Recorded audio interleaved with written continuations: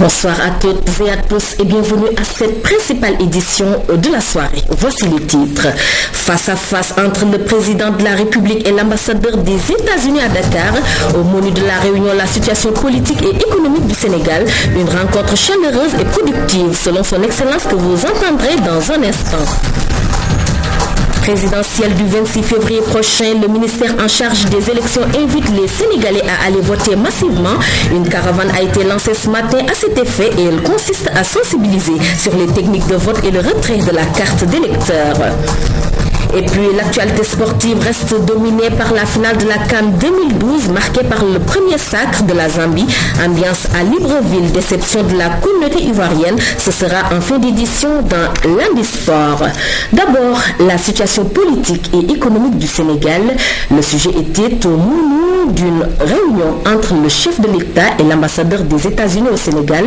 Une rencontre chaleureuse et productive selon Levis Lucens. Alassane Cissé nous fait le compte rendu. C'est une réunion de travail que le chef d'État a partagée avec l'ambassadeur des États-Unis au Sénégal. Son Excellence Lewis Lucens était accompagné pour la circonstance de ses collaborateurs. La réunion a été élargie au Premier ministre et quelques membres du gouvernement en présence des présidents du Sénat et de l'Assemblée nationale. Les échanges féconds et fertiles dans un climat bienveillant ont sanctionné la rencontre qui s'est intéressée à l'actualité au Sénégal. C'était une réunion très chaleureuse, très productive. Nous avons discuté de la situation politique et du développement économique du Sénégal. C'était une réunion, comme je dis, très productive. Parmi les collaborateurs qui ont accompagné l'ambassadeur des États-Unis à cette réunion, on peut citer le conseiller politique et la conseillère aux affaires publiques de l'ambassade des États-Unis à Dakar, mais aussi le directeur de l'USAID. Alassane Cissé, le Sénégal va déployer un dispositif de contrôle à la charge à l'essieu. Il s'agit de mettre en place une dizaine de centres de pesage sur les axes routiers majeurs du Sénégal. Un contrat de concession vient d'être signé avec un consortium privé franco-africain.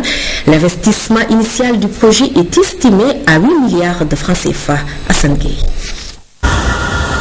Si bien construites qu'elles soient, les routes du Sénégal restent très éprouvées par le surpoids et les excès de la charge à l'essieu des véhicules lourds de transport de marchandises. Le gouvernement du Sénégal compte y remédier avec le déploiement d'un dispositif destiné à protéger le patrimoine routier national. C'est ainsi qu'un contrat de concession a été signé avec le groupement Afrique Pesage et SEIB qui va financer, construire et exploiter sur 20 ans 16 stations de pesage sur les principaux axes routiers du Sénégal. Contre la dégradation précoce des infrastructures, il était urgent d'agir dans un souci de choc de compétitivité, mais aussi dans le but d'être en phase avec les règles de l'UEMOA. La mise en œuvre du contrat va permettre au Sénégal d'appliquer le règlement 14-2005 de l'UEMOA relatif à l'harmonisation des normes, des procédures de contrôle du gabarit, du poids et de la charge à l'essieu des véhicules lourds de transport de marchandises dans les pays membres de l'UEMOA. La mise en place des stations de contrôle développées avec le secteur privé sécurise et en même temps prolonge la durée de vie des routes, mais aussi contribue à l'éradication de la pauvreté et la distribution de pouvoir d'achat. Des économies budgétaires substantielles et de nombreux emplois créés à la clé. Et le ministère des Infrastructures et celui des Transports s'en félicitent largement. On se félicite de ce contrat qui vient d'être signé dans un cadre de partenariat public-privé. Dorénavant, ça va permettre de garantir un problème d'insécurité déjà, parce que les camions sont souvent surchargés, mais aussi surtout d'amélioration de nos infrastructures routières. C'est un projet qui est extrêmement innovant, qui non seulement va être réalisé sans financement du budget de l'État, mais qui en plus va nous permettre de faire à peu près 1 milliard d'économies par semaine en termes de maintenance. Donc ces revenus, ces excédents de revenus dégagés seront mis pour accélérer, je dirais, le déploiement et la construction du réseau routier national en termes d'autoroutes, en termes de routes et en termes de pistes de production. La construction des premières stations devrait être lancée en août prochain. Le concessionnaire est appelé à mettre à la disposition du Sénégal les technologies de pesage les plus pointues du moment. Et nous changeons de chapitre pour parler de l'élection présidentielle du 26 février prochain qui se prépare. Une campagne de sensibilisation sur les techniques de vote et le retrait de la carte d'électeur. Voilà à quoi s'attelle le ministère en charge des élections. La caravane initiée à cet effet a été officiellement lancée ce matin et elle compte faire le tour de toutes les capitales régionales du Sénégal. L'objectif est d'inviter les citoyens à se rendre massivement aux urnes. Aïssatou Traoré. Au ministère chargé des élections, la date du 26 février 2012 est au cœur des campagnes de communication. Dans la sobriété, le démarrage de la caravane de sensibilisation pour le retrait de la carte d'électeur a vécu. Nous avons eu un numéro vert, un SMS, nous avons utilisé des spots dans les radios, on a les télévisions, on a utilisé même les télévisions locales pour sensibiliser la population. Maintenant, nous terminons pour les 11 jours qui restent, comme je l'ai dit tantôt dans mon introduction, par cette nouveauté, cette caravane qui doit sillonner tout le pays, dans toutes les capitales régionales, pour sensibiliser au retrait d'abord des cartes, pour les retirer, et ensuite, et surtout, il ne sert à rien de retirer sa carte et de garder cela, mais surtout d'aller massivement voter et dans la paix. La caravane va sillonner le Sénégal pour une participation massive à l'élection présidentielle. C'est la dernière période et très souvent d'ailleurs, les Sénégalais attendent souvent le dernier moment pour venir. Donc c'est en ce moment qu'il faut les secouer pour éviter justement qu'il y ait des grandes foules dans les commissions à quelques jours des élections. Au moment du vote, aucun électeur ne doit porter un signe distinctif montrant qu'il va voter pour telle ou telle personne. Ça, c'est pour les besoins du secret du vote. Et c'est très important en démocratie. Les citoyens iront aux urnes les 18, 19 et 26 février prochains, date historique, mais avant, le retrait de la carte d'électeur est un impératif.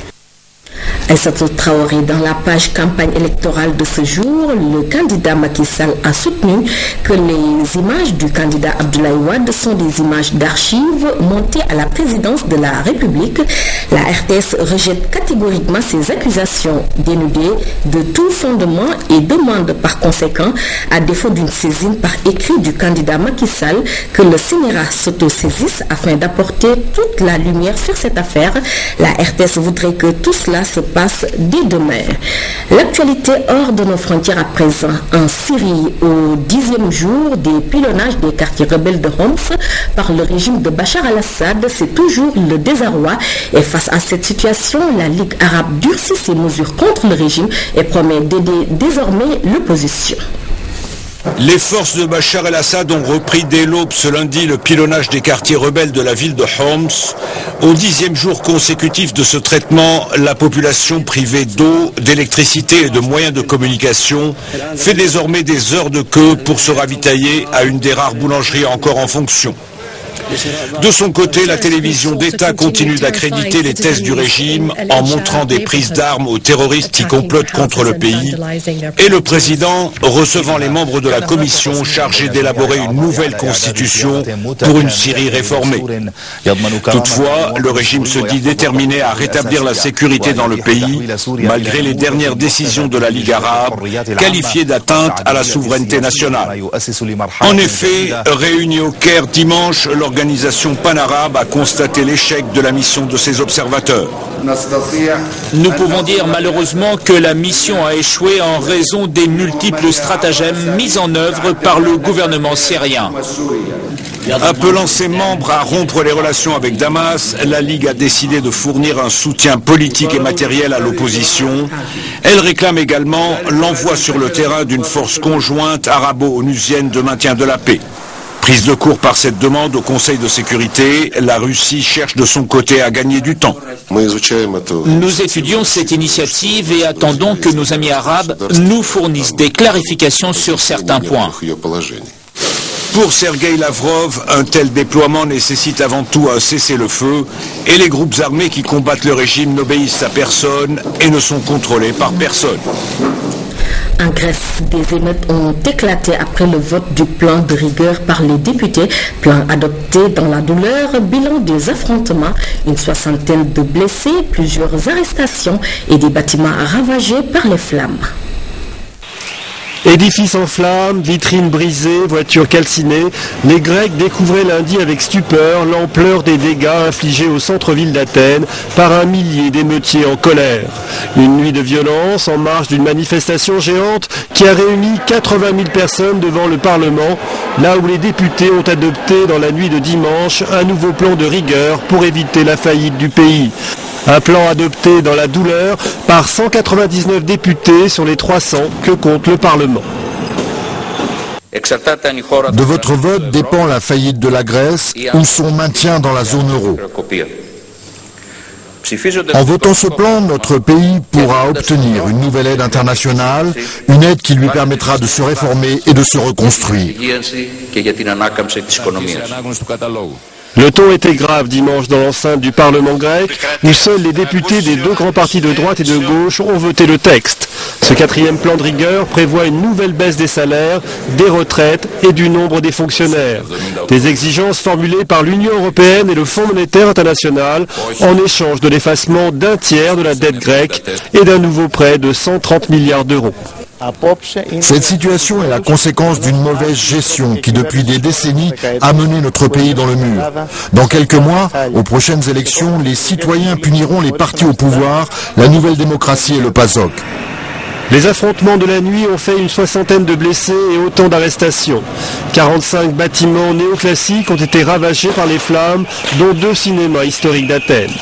Ce vote crucial du Parlement évite la banqueroute de la Grèce et permet d'éloigner le spectre d'un éclatement de la zone euro. Et nous revenons chez nous pour parler du secrétaire général de l'Organisation mondiale des douanes qui séjourne depuis hier au Sénégal.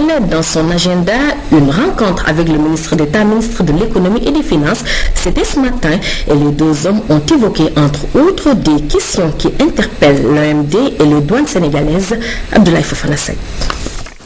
En visite de travail dans notre pays, le secrétaire général de l'OMD, le japonais Kunio Mikuriya, a été reçu en audience en fin de matinée par le ministre d'État, ministre de l'économie et des finances.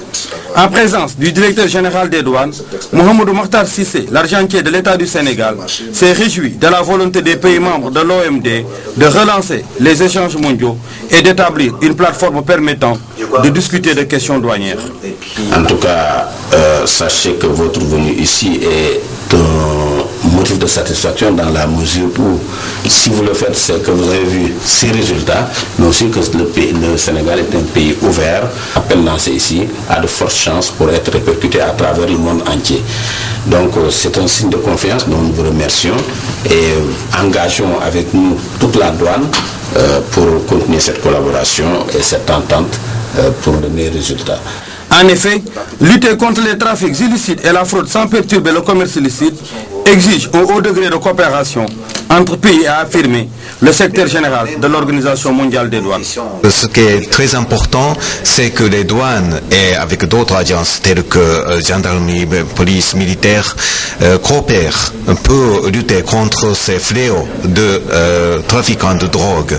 Et pour cela, nous avons organisé un Coquertois. C'est une opération internationale et il inclut plus de vingtaine de pays en Afrique de l'Ouest et centrale, mais aussi Brésil. Et dans cette manière, nous pouvons lutter contre cette fléau et puis en identifiant et saisissant des drogues qui sont malheureusement qui utilisent l'Afrique de l'Ouest comme point de transit. La douane sénégalaise a fait beaucoup de progrès dans la perception de recettes, dans la facilitation d'échanges, mais aussi la protection des citoyens. Le métier de douane est un métier difficile parce qu'à la limite c'est des missions contradictoires qu'il faut concilier tous les jours. Faciliter et sécuriser en même temps, c'est pas évident, mais avec les différents outils qui sont développés par l'OMD et que nous arrivons à internaliser, nous arrivons à faire face à ces multiples défis de collecte des recettes, ce qui est une mission primordiale chez nous. Et souvent on parle de recettes d'ailleurs au Sénégal, c'est très souvent si on évoque les douanes c'est pour parler de recettes ou bien de la mission économique. Mais aujourd'hui les Sénégalais découvriront certainement à travers la présence de M. le secrétaire général des douanes qui honore l'ensemble des douanes sénégalaises et de la sous-région, de l'Afrique de l'Ouest et du centre même au-delà. Et donc, ils découvriront qu'il y a une mission sécuritaire qui est importante, qui est celle de protection de nos citoyens, de nos concitoyens contre tous ces fléaux qui menacent. Il n'y a pas seulement la drogue. Dans la sous-région, il y a quelque chose de très compliqué également qui se passe, c'est le trafic des médicaments contrefaits, qui est un danger pour la santé publique. Développer une coopération étroite avec les organisations internationales œuvrant dans des domaines de compétences partagées demeure et reste une préoccupation quotidienne du directeur général des douanes qui a suivi avec beaucoup d'intérêt le point de presse tenu dans l'après-midi par le secrétaire général de l'OMD qui achève sur une note d'espoir une visite au pas de charge dans notre pays. Et nous reparlons de la campagne électorale qui se poursuit. Le directeur de campagne des FAL 2012 tire un bilan à mi-parcours. Maître Souleymane Ndéné était face à la presse ce matin. Et voilà, la Zambie est officielle. La Zambie championne. Après une semaine de campagne électorale, le camp de la majorité tire un bilan satisfaisant à mi-parcours. Leur face-à-face avec la presse et la cellule de communication des FAL a été mise à profit pour retracer le parcours de Maître Abdoulaye Wade une semaine après le démarrage de la campagne. Nous n'avons qu'un seul objectif, c'est de réélire Maître Abdoulaye Wade dès le premier tour. Devant ces hommes de médias, des sujets d'ordre général ont été abordés, des précisions apportées pour clarifier le débat. Le président de la République a pris l'option, dès son arrivée au pouvoir, de mettre l'accent sur les infrastructures, de mettre l'accent sur l'éradication de la pauvreté qui passe par des investissements massifs, structurants, n'est-ce pas, qui fixent les populations dans les localités d'où ils sont originaires, plutôt d'où elles sont originaires, plutôt que de tout mettre dans la capitale, ce qui attire les populations, donc ce qui accentue l'exode rural. La frustration de certains libéraux et la démission d'autres a été aussi une des préoccupations majeures qui a fait l'actualité. Sur toutes ces questions, le directeur de campagne estime que seule la réélection de Maître Abdoulaye Wade est au menu dans les rangs des forces alliées pour 2012. Sur un tout autre chapitre, l'édition 2012 du Gamou de Ndiassane a vécu. La ville de Mamcherbou Mohamed Kounta a commémoré la naissance du prophète Mohamed, paix et salut sur lui, dans une grande ferveur religieuse. Des milliers de fidèles venus du Sénégal et de la sous-région y ont pris part. Le khalife général a une nouvelle fois prêché la préservation de la paix et la cohésion sociale. Justement, c'est le thème de cette 129e édition. Et le ministre d'État, ministre de l'Intérieur, a représenté le gouvernement à la cérémonie officielle à Dubaï. La célébration de la naissance du prophète Mohamed, paix et salut sur lui, est un devoir pour tout musulman. Le droit de la célébrer pourrait revenir de facto à la famille Kountiou de Ndiassane. Une manière de démontrer sa descendance avec le prophète de l'islam, c'est Sayyidina Mohamed sallallahu alayhi wa sallam.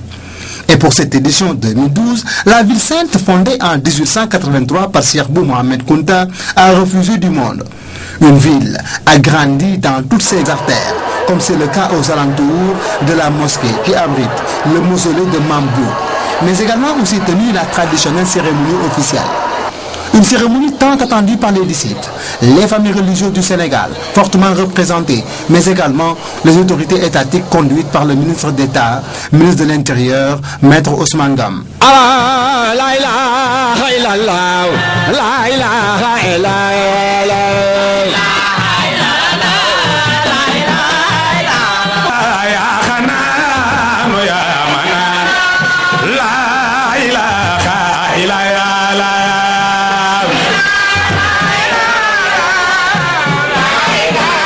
D'emblée, le khalife a cadré la cérémonie afin que toutes les interventions tournent autour du prophète, la beauté de son message, son statut de privilégié du Seigneur. Raison pour laquelle le khalife El Hadji Mambou Mamadou Kounta a fait appel aux musulmans à se cramponner aux préceptes de l'islam, aux enseignements du prophète qui seuls peuvent sauver le pays et lui éviter les tensions, quelles que soient leurs origines.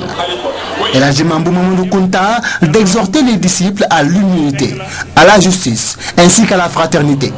Une invite que les autorités du pays ont fortement appréciée et Maître Ousmane Gom de rappeler les amitiés du chef de l'État avec le khalife de Ndiassane qui ne date pas d'aujourd'hui, non sans avoir loué le patriotisme hors pair du khalife et de son porte-parole Mouhidine Ahmed Bachir Kounta. La communauté Khadria ici à Ndiassane a pour tradition de célébrer donc le jour du baptême, car ils sont descendants du prophète et ils en ont parfaitement le droit.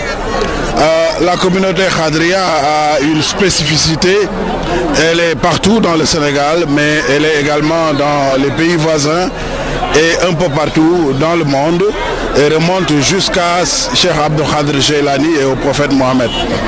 Le président Abdoulaye Wade a également des liens inextricables avec cette communauté Khadria, puisque une bonne partie de sa famille appartient à cette communauté, ce qui fait qu'il est ici également chez lui. C'est ainsi qu'après la cérémonie officielle, la veille religieuse a démarré pour louer le message de l'islam. Et tous les chanteurs de Khassaïd et autres zikroula, sans distinction de tariqa, se sont relayés pour sublimer le prophète, en présence des disciples venus du Sénégal et des pays limitrophes, qui ont fini de convaincre sur la dimension régionale de ce Gamou de Ndiassane. Habibou Mbaye, le Gamou de Ndiassane a donc vécu. Des innovations majeures ont marqué l'édition de cette année. Parmi celles-ci, la construction de nouvelles infrastructures telles que la maison des Khalifes ou encore la délocalisation du marché malien. Fatou Diouf. Ndiassane, jadis un village, est en train de prendre les allures d'une ville. Sa population augmente, les infrastructures de base se multiplient. Avant, c'est sous les arbres où se mettaient les commerçants maliens pour écouler leurs marchandises. Mais aujourd'hui, il en est autrement. Des tentes sont installées en plein cœur de la cité religieuse. Confort et sécurité garantis. Mieux, les commerçants sont à l'abri des gens mal intentionnés. C'est encore mieux quoi. Parce qu'ici, il y a de la sécurité. Ici, on a le marché, la mosquée est étroite, tout le monde est à l'aise, on est bien. Alhamdoulilah. Ce marché-là pose des problèmes parce qu'il étouffait le village et était juxtaposé au site religieux, au mausolée de Cheikh Mohamed Kounta. Cela choquait beaucoup de pèlerins et beaucoup de talibés khadr et beaucoup de musulmans. Nous avons réussi à le délocaliser avec l'aide du ministère de l'Intérieur, notamment la direction de la protection civile. Certes, les vendeurs sont dans de très bonnes conditions, mais ils déplorent la cherté des tentes. 25 000 là, c'est cher. Combien vous payez avant? 15 000 avec courant. Une cantine à 25 000 francs, vraiment c'est très acceptable. Ils payent 3 fois plus cher. Ce qu'ils ont déploré, c'est peut-être ils étaient près du cours. Et ça, je pense que ça n'a aucun effet. Le dire 2 jours à l'avance, 1 an à l'avance, nous avons pu garder le secret pour pouvoir arriver à ce résultat. Ndiassane s'est doté d'infrastructures de qualité. En atteste ce bâtiment R+1, dénommé Cœur Magmum, la maison des califes ou la maison des hôtes. Un joyau qui entre dans le programme spécial de modernisation des capitales religieuses initié par l'État du Sénégal. Ça répond un peu aux besoins de Ndiassane. Savez-vous que c'est un village, c'est une ville sainte, ce n'est pas très grand et nous accueillons beaucoup de monde. Et nous voulons mettre à l'aise ceux qui viennent nous voir. Enfin, nous avons réalisé cet ouvrage. Il reste des finitions, mais on peut citer une salle multimédia. Nous avons, comme outil de communication, installé, en tout cas, ça a été autorisé, Ndiassane FM. C'est une radio qui va émettre au niveau de Ndiassane, parce que jusqu'ici, on utilisait les haut-parleurs pour nous adresser à la population. Je pense que le problème est réglé. Nous avons également une bibliothèque. Ndiassane est érigé comme un patrimoine mondial sur le vœu de toute la communauté Khadria. Pour ce, les sites sacrés doivent être révigorés, notamment les siyanes, des sources d'eau bénite que les fidèles utilisent pour faire des vœux. Et nous en venons au sport maintenant, du football, de l'hippisme et du karaté au menu du lundi sport. Abdoulaye Francek, bonsoir. Bonsoir Binta. Voilà, Abdoulaye, pour commencer, nous allons parler de la Coupe d'Afrique des Nations 2012. La Zambie entre dans l'histoire. Oui, la Zambie, Binta, entre dans l'histoire, un sacre qui consacre le parcours époustouflant des Zambiens. Les hommes d'Hervé Renard ont remporté la 28e édition de la Coupe d'Afrique des Nations de football devant la Côte d'Ivoire au tir au but après 2 finales perdues. La 3e aura été la bonne El Hadji Thierno Dramé. Et voilà La Zambie est officielle. La Zambie championne d'Afrique pour la première fois de son histoire. Le troisième essai a été le bon. Un haka pour fêter l'entrée dans l'histoire de la CAN. Le suspense et l'attente ont été longs, mais au bout du compte, les Chipolopolo, boulets de cuivre en français, ont explosé les éléphants, pourtant grands favoris de la finale. Après seulement 1 minute de jeu, les Chipolopolo se montrent déjà dangereux. À la suite d'une belle combinaison, Sinkala sollicite Kopabari.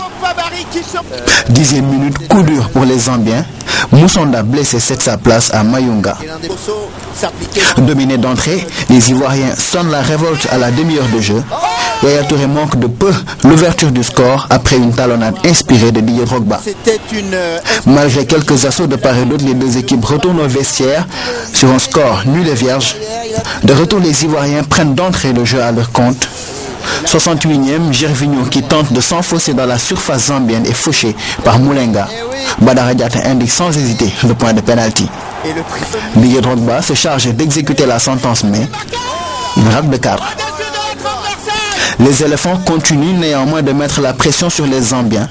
Maxime Gradel, entré à la place de Salomon Kalou, rate de peu la balle de match à la 87e minute. 0 but partout à l'issue du temps réglementaire. Au début des prolongations, Katongo touche du bois.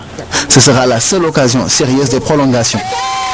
C'est donc l'épreuve fatidique des tirs au but qui va départager Zambiens et Ivoiriens. À ce jeu, les Chipolopolo se montrent les plus adroits. La Zambie monte sur le toit de l'Afrique. Quant à la Côte d'Ivoire, l'histoire a bégayé. Comme en 2006, elle échoue à une marche du bonheur. Très honnêtement, Abdoulaye, la Zambie a déjoué tous les pronostics en s'adjugeant le trophée. Tout à fait, Binta. La Zambie est championne d'Afrique pour la première fois de son histoire. Un sacre amplement mérité. Alors, question, quelles sont les forces de cette équipe zambienne? Que représente-t-elle sur l'échiquier continental? Quelle est la symbolique de cette victoire en terre gabonaise? Élément de réponse avec Ibrahim Mboup.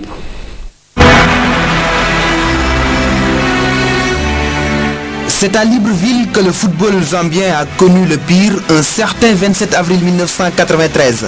Un crash aérien au large de la capitale gabonaise qui a coûté la vie à 18 joueurs du Mighty Zambia. Un très lourd tribut. 19 ans après, c'est à Libreville aussi que le football zambien a connu le meilleur en remportant la Coupe d'Afrique des Nations, la reine la plus courtisée du continent. Un sacre historique. Après avoir perdu les finales de 1974 et de 1994, la Zambie a enfin gagné la Coupe d'Afrique. La jeunesse de son effectif, son mental, son collectif et un bon coaching ont été plus que déterminants. Autre atout majeur, 19 des 23 joueurs qui ont participé à cette CAN évoluent en Afrique. Comme quoi, les talents locaux peuvent faire de bons résultats si tant est qu'on leur fasse confiance. 71e du dernier classement FIFA, 16e au plan africain, la Zambie décroche le jackpot continental avec des statistiques convaincantes. Les Chipolopolo ont disputé 6 rencontres, aucune défaite concédée, un nul, 5 victoires acquises. Cerise sur un gâteau déjà croustillant, le meilleur joueur de la CAN est zambien, Christopher Katongo. En prime, le gardien Kennedy Mwene, le défenseur Stopila Sunzu et l'attaquant Emmanuel Mayuka figurent également dans l'équipe type de la compétition, Renfort Kalaba, dans celle des remplaçants. Décidément, cette CAN 2012 aura été tout simplement celle de la Zambie. Abdoulaye, cette finale perdue par la Côte d'Ivoire a sonné la déception chez les supporters. Oui, Binta, la communauté ivoirienne a vécu intensément la finale de la CAN 2012. Des supporters enthousiastes ont cru au sacre des éléphants jusqu'à l'ultime seconde de la série des tirs au but. À l'arrivée, déception et désolation ont rythmé cette fin de partie marquée par le suspense Koumba Diakhatemar. C'est avec un regard très intéressé que ces supporters d'éléphants suivent la finale. Après les 45 premières minutes, ils n'ont rien à se mettre sous la dent, mais ils gardent espoir. j'en suis sûr et certain que mon pays va gagner. Deuxième mi-temps, je sais qu'on va marquer le deuxième but. On marque et puis on ferme la défense et puis maintenant on n'avance pas. Actuellement, je ne peux pas donner de pronostic, mais le découragement n'est pas ivoirien. On va laisser les Zambiens courir. Quand ils vont venir s'amuser là, nous on va jouer.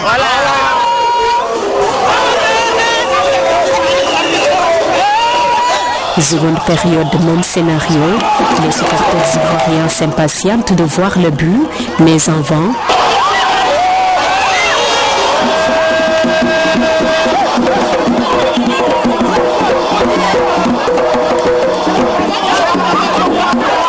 Place maintenant aux prolongations qui ne vont rien songer.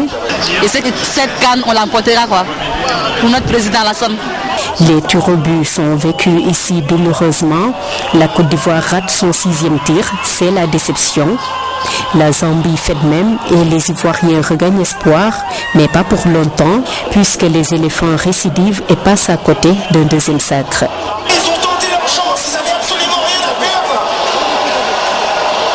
On avait pensé que Drogba pouvait rater un penalty. Jamais. On peut pas expliquer. Une déception totale.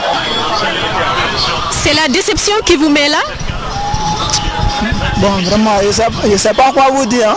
Je suis vraiment déçu. Oui, je suis vraiment déçu. Plus qu'une déception.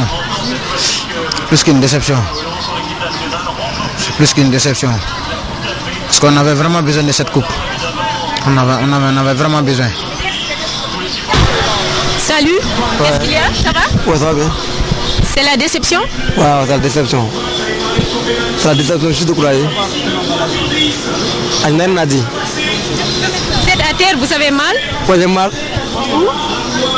J'ai mal partout. Je n'ai rien à dire.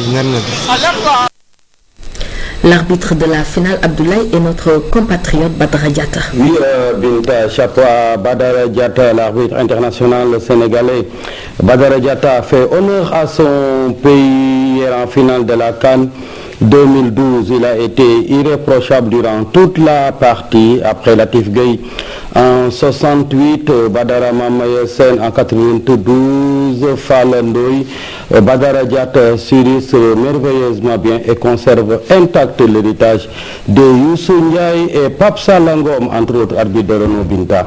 Et nous changeons de discipline maintenant. Hippisme, la 6e journée a vécu. Oui, 43 chevaux ont pris part à la 6e journée des courses hippiques tenues ce week-end. Un programme alléchant pour marquer la reprise après une pause de quelques semaines.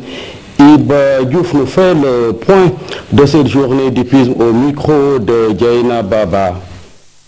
Aujourd'hui, la 6e journée, ça n'aurait pas été peut-être le retard, la suspension des courses par rapport à la situation délétère du pays. On aurait peut-être fait 2 autres courses encore. On serait à la 8e journée. Bon, à la 6e journée, on a comptabilisé au moins 43 chevaux, ce qui est vraiment assez important. Donc, en fait, on ne peut que satisfaire de cela. Certes, en début, il y a toujours des problèmes. Mais nous sommes arrivés à juguler ces problèmes-là, de sorte que bon, nous sommes dans notre cours normal et que véritablement, vraiment, tout se passe bien. Et puis à Karaté Abdoulaye, un stage s'est tenu pour marquer le démarrage de la saison. Oui, Binta, la Fédération sénégalaise de karaté a organisé un stage technique pour marquer l'ouverture de la saison. Plusieurs adeptes des arts martiaux ont pris part à ce rendez-vous devenu aujourd'hui une tradition. C'était au stadium Maurice Ndiaye Sensei Yadmalo. Ils étaient venus de plusieurs localités du Sénégal pour prendre part à ce rendez-vous national où la technique était au menu.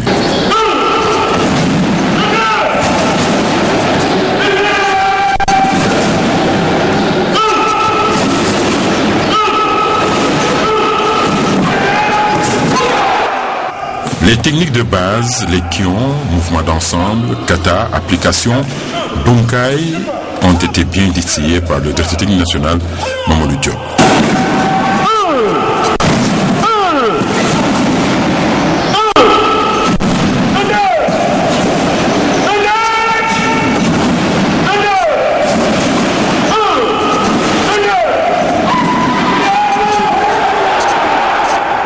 Sur ce tempo, les participants en présence des ténors et responsables techniques ont beaucoup apprécié.